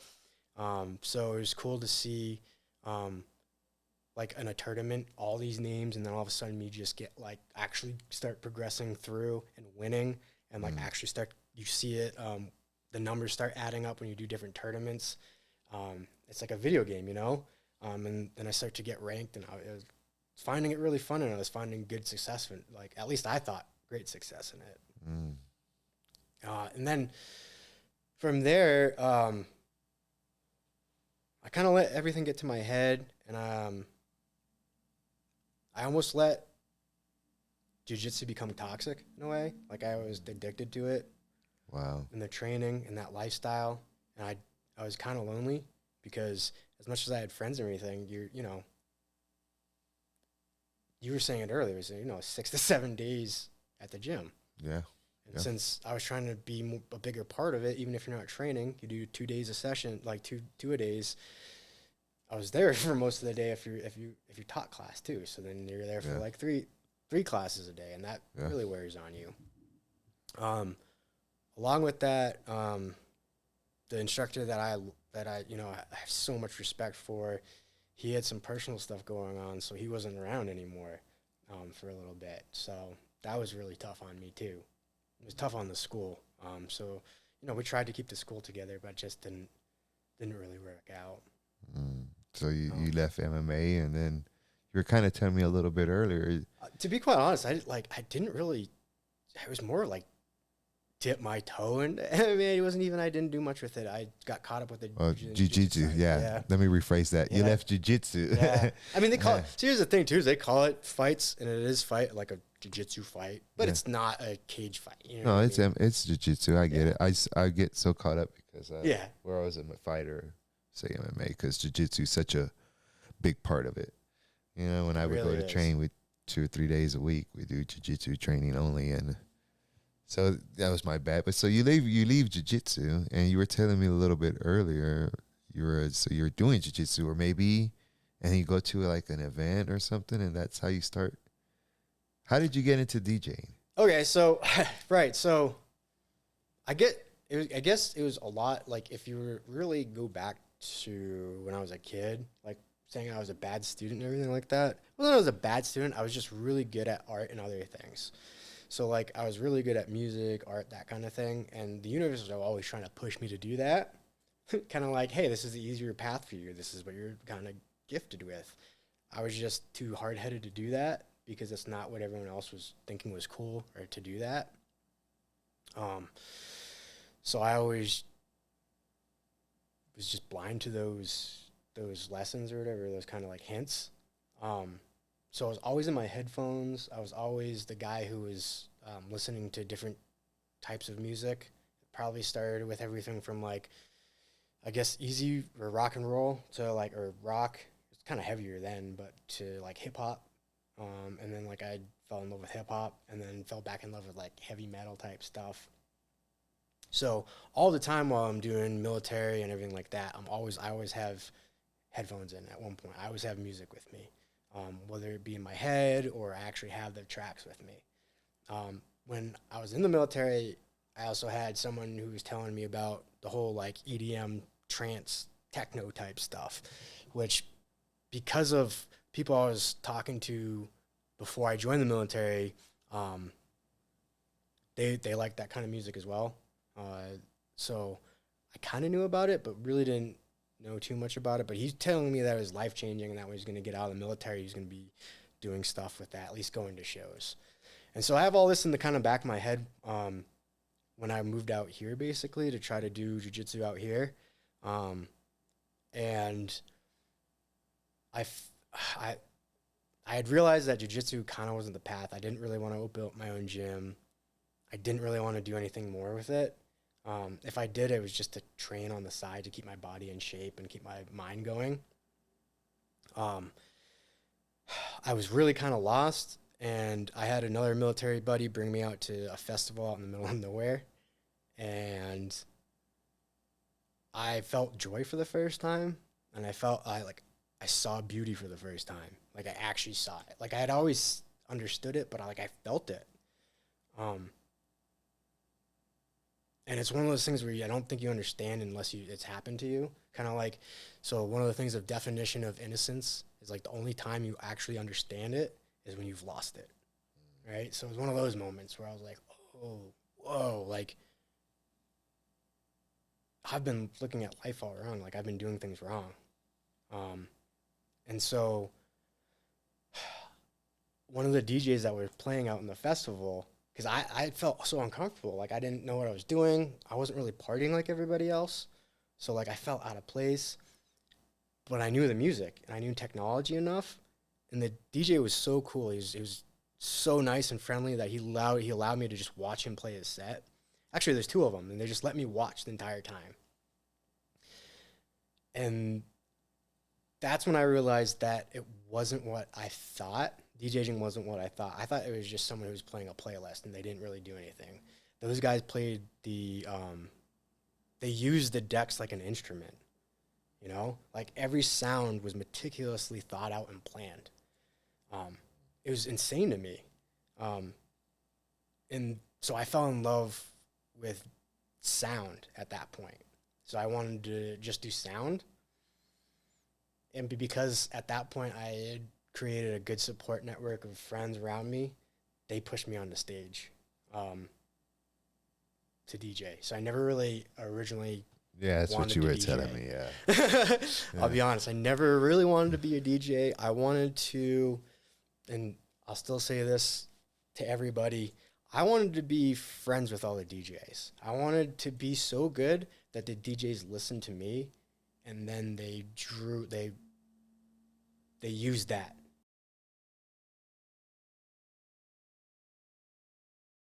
All right, so what I usually do at the end of these things is we'd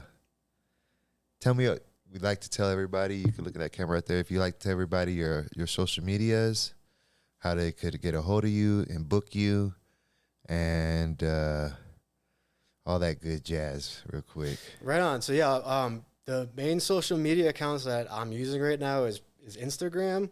So if you follow me at DJ Ronin 3 official, and that's on the Instagram. And it's, again, at DJ Ronin 3 official. You can also find my personal account on Instagram, which is, it's all phonetic. It's spelled out I Ninja You Can't See Me. Probably post it down in the links and everything like that. Probably a little easier. Yeah, I'll put all his stuff in the links below for sure. Yeah, and then you can also find me on Facebook. I am on SoundCloud, but I don't post a lot on there. But I am on there. But I am on Facebook as well. If you type in DJ Ronin 3 again, you'll find all the stuff there. And if you want to get in touch with me, you can direct message me on Instagram. I am pretty active on that right now. So you can easily contact me through that. So when I started the podcast, we said, let you know it's about music and that he was a DJ. But after hearing your story, it's way more than music. It's way more. Everybody who's been listening, right? It's way more than music. I'm not wrong. What is your message to after, being born in a South Korea war-torn town, church, and coming to America, being adopted, going through certain struggles, growing up, going through combat, being hit, going and competing in Brazilian Jiu-Jitsu, and then becoming an astounding DJ. How does that sound? Sounds pretty incredible when you put it like that, honestly. But it's all true. I didn't make any of that up. No, that's yeah, that's all there. That's all true. So after doing all of that, what do you want to tell these, now that you're getting older, you're about to come into my phase of life. Yeah. What do you have to tell to these young and upcoming people, maybe who want to be DJs, or just, the youth? What's your message to the youth? And I'm pretty sure most people do. So I'm going to steal a quote from someone else. And it's pretty simple, but it's going to be excellent to each other. Like, real talk. Be kind to one another. Have a little bit of empathy. Along with that means being, like, kind to yourself. So find a joy and passion in your life and go for it. You really only have one shot. And your time is so limited in this reality. So don't waste it. I honestly never thought I'd be doing what I'm doing now. And my worst day as a DJ, honestly, my worst day is stuff that I couldn't have even fathomed when I was at my worst. So I think if you find your flow and passion and joy and get people around you to do the same thing, like they understand what you're doing, life can be really amazing. So be excellent to one another and each other. That's a good one. Be kind, we wine. Yeah, right? I don't think people will get that anymore. We will, but not nobody else. Man, it was nice talking to you. Thank you so much for having me. And again, like, I know you invited me to almost demo what I do. Oh, I did, yes. Behind the decks, and I'm definitely more than willing to come back. I also have a show at the church. I mentioned it before, but at the church, February 23rd, I open. So we can go out there and get some some video. Yeah, so it'll be like you'll be able to get a quick clip and like almost like a quick recap of what we do, or kind of like how a night goes for us. Yeah. Well, maybe we can come back after February and we can go over your clips. Yeah, we can do that too. And I know I didn't fully explain what a DJ does too, so we could probably go over that too, because it's still all mystery to most people. Yeah. We got what's successful. Right. Yeah. Yeah. We got a good grasp on that, but the technicals we did not get into. Right. You're true. That's very true. And like another big portion too, which I didn't really, because we're ending it, but was so my name DJ Ronin 3, as well as like a lot of people call me Ninja, and I got Ninja from the whole like Brazilian jiu-jitsu thing, and then that just carried on because that was really who I mean, regardless of how you look at me, that's truly who I am, like my spirit. And then the Ronin 3 was my call sign over in Iraq. And then one of the guys that I was with didn't make it. So I always wanted to carry on that whole thing. Like I wanted to be a good person. Because this shit's YouTube and Spotify, bro. We're not on no damn deadline. Can you explain that to me again? The Rowan 3 thing. Okay, so and this probably happens all the time with anything, but basically when you're on comm or when you're using radio or whatever, you have different code names and call signs and stuff like that. My whole element or people I was with were Ronin. So it was like Ronin 1 through 4. 4. I think I had 5, but basically, you have numbers. I started out as like you'd be like helping Ronin 3 actual. So I'd be like, Ronin 3. And then when I got hit, people have to cover down and everything like that. So when he passed, I thought he was under the call sign Ronin 3. He was under a different Ronin. I think it was Ronin 2. However, it means a lot to me. Was he the friend that was hurt when you were next to you? No, actually, all those guys survived. Thank God. It was crazy. Everyone survived. The guy who was injured the worst actually healed the quickest out of all of us. So I used the call. And I had thought about using just like Ninja, you know what I mean? Because Yeah. that's an easy thing, DJ Ninja. I had thought about using, my real name, because a lot of DJs do that as well. But I wanted to, at least for one portion of my career, if I was going to do anything with music, was to give kind of like homage and like honor to that. So that way when people, they're like, so how did you get that name? I'm able to kind of not weirdly bring it up. I can kind of say, well, it's for this person who passed. It's so that way I can always remember, and that way I can, tell his story. So that way it never dies. That's freaking awesome. I'm glad I didn't miss that. Shit. So then, the other thing too is, again, marketing. I thought about it, Ronin 3, DJ Ronin 3, kind of goes together. It works. Mm-hmm. So I think I'm thinking about keeping it, for as long as I can. You never know down the road. I'm sure DJs have changed their name millions of times, so you never know. But everyone who has been booking me and helped supported me and continue to book me, they've been fine with my name and they love it. So I kind of like it now, but I don't know if it's just because of what you just told me, and I'm super biased. But yeah. So if you look, you might already know this, but if you look like Ronin Up, it's the whole masterless samurai, and usually it wasn't necessarily a good thing. But for me, one of the people in the whole martial arts world was Musashi Miyamoto, and so he was a Ronin, and I was like, man, that was like us in the military. So we used that name Ronin, and that just carried on, and it's pretty cool how I think the whole Asian culture and like more people know about it now than they would have when I first had that call sign. Like no one knew what it was when we first had it. Do you know who?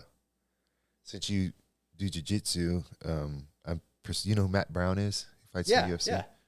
So he's a friend of mine. Okay. And we're in the locker room one day, and I guess it's an old movie, but I had never seen it. And he was explaining it to me. And it's the samurai with the kid and the ball. Have you heard it? Oh, something like with the wolf or I know what you're talking about. Yeah. Yeah. So for those who maybe, I know it's pretty famous, but I'm going to talk about it. Because I didn't know until Matt told me. There was a warrior, and I think the enemy killed his wife or killed in his family. And the only one that was left was his son. And so when his son got to a certain age, he put a toy ball in front of his son, and he put a sword. And he said, you could take this ball, and you could play with this ball, and you could be a child and a kid and live a normal life, or you could live by the sword and take the sword. And if you take the sword, you'll have to kill people, and your life is going to be different. But you will be able to revenge your mother and the path of the samurai. And, the kid takes the sword. When he told me that, I was like, oh, shit. It was like after a hard day of training and shit. I was like, I'm going to go back. Put me in the cage, boss. Put me in. Yeah. But that kind of reminds me of, what you're saying. And I think a lot of people could learn a lot. Because, I appreciate you coming in here and being so honest, about going into combat and what it does to you when you come back. I appreciate you having me. And like, honestly, at the end of the day, for me as a DJ, what I'm doing is, number one, allowing everybody in the crowd to hear music the way I'm hearing it, like in reality, as well as having them hear it the clearest and best sound quality that they can at a live event. As well as what they don't know what's going on is that it's vibrations, it's frequencies that you're messing with. So you are doing like vibration therapy. You know what I mean? Yeah. Like you are messing with frequencies. Your vibe on the stage is felt throughout the crowd. I don't care if it's one person, 20 people, or 1,000 people, right? Vibes are real. Vibes are super real. It really is. And yeah, like the people who have seen me perform, and I've seen videos of myself, I don't even recognize myself sometimes because something else takes over on stage. It's like an out of body experience that's just pure joy and like passion. And like, honestly, sometimes you don't even like, I don't even know what I'm doing as far as like transitions and stuff like that. It's just, I know how to do it, if that makes any sense. It's like the Holy Spirit, but for DJ. Something like that. And it's an amazing experience. And it's powerful when you get people who come to you afterwards and you see tears in their eyes and you're like, Oh, wow. bro, I felt you. Like, that was amazing. And that, like, so that's what I'm trying to accomplish as a DJ. Nothing more, nothing less. You know what I mean? To me, I would love to be able to be one of those massive DJs who we were talking about before, makes a crazy paycheck at the end of the day and stuff like that. That'd be great, right? I mean, that'd be awesome. But I've already done I've already played at the massive club that I wanted to. I've done more as a DJ than I ever thought possible through music. I've gotten to see other DJs perform backstage just because of me being a DJ and the people who have been helping and supporting me. It's been an unreal ride even so far, you know what I mean? And I always watch other DJs, you know, who have been doing this longer, who have made it, and they say the same things too. And they're continuing to see cooler things every day. So I know that there's no ceiling on what I've been doing, especially with DJing. That's sweet. Yeah. Life is a bittersweet victory. It really is. Yeah, life isn't a tragedy, it's a comedy. Yes, for sure. For sure. Yeah, well, everybody listening, I hope you enjoyed this podcast, and hope you could take away a lot from it. If you want to go and pursue something, just go out there and do it. I know I feel like I say this at the end of every podcast, but he started it. Go out there and do it. My man here had shrapnel in the ass and a colonoscopy bag, and he still went out there and chased his goals. So don't have no excuses. Make sure you look my man up on Instagram and all his other social media platforms. We're gonna have him back in for part 2 after his February performance, so stay tuned for that. Make sure you like and subscribe and follow. That helps out a lot. We're almost to 1,000 subscribers, so thank you for everybody for subscribing. And we out.